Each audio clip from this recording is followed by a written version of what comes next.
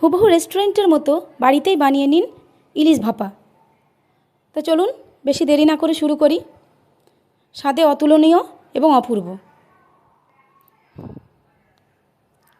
4 piece ইলিশ মাছ নিয়েছি। একটু হলুদ ছড়িয়ে দিলাম,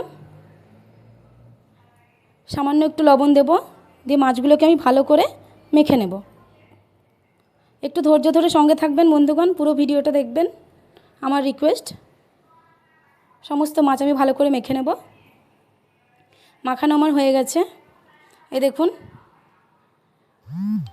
মাছটা রান্না করার জন্য আমি একটা মশলা রেডি করব। 1 চামচ হলুদ সর্ষে, 1 চামচ কালো সর্ষে, 2টো কাঁচা লঙ্কা চেরা, একটা পেঁয়াজ কুচি অ্যাড করে দিলাম। এবার অ্যাড করব আমি সামান্য একটু হলুদ, একটু লবণ আর একটু সর্ষের তেল। এবার সমস্ত আমি মিক্সি গ্রাইন্ডারে পেস্ট করে নেব। এবার একটা টিফিন বক্স নিয়েছি, একটু মশলা আমি ঢেলে দিলাম। এবার এটাকে আমি ভালো করে সেট করে নেব। ঠিক এইভাবে ছড়িয়ে দেব।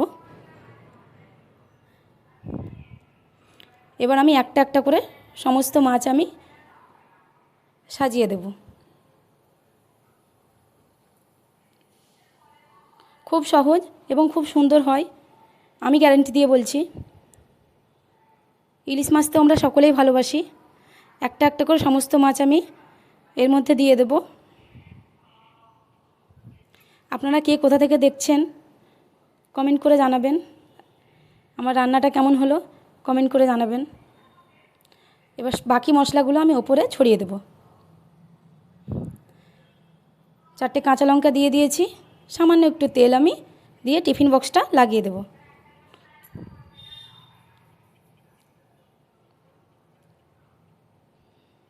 এইভাবে ঠিক করে নেব।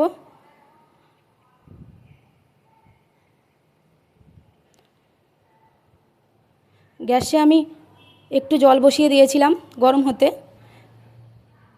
এবার টিফিন বক্সটা এর মধ্যে রেখে দেব। এবার ঢাকা দিয়ে দেব। এবার আধ ঘন্টা আমি অপেক্ষা করব। একদম পুরো আধ ঘন্টা আমি অপেক্ষা করব। তারপর আমার রান্নাটা একদম কমপ্লিট হয়ে যাবে। দেখুন বন্ধুরা কত সুন্দর হয়েছে। আপনারা অবশ্যই বাড়িতে একবার বানিয়ে দেখবেন আমার মতো। সঙ্গে থাকার জন্য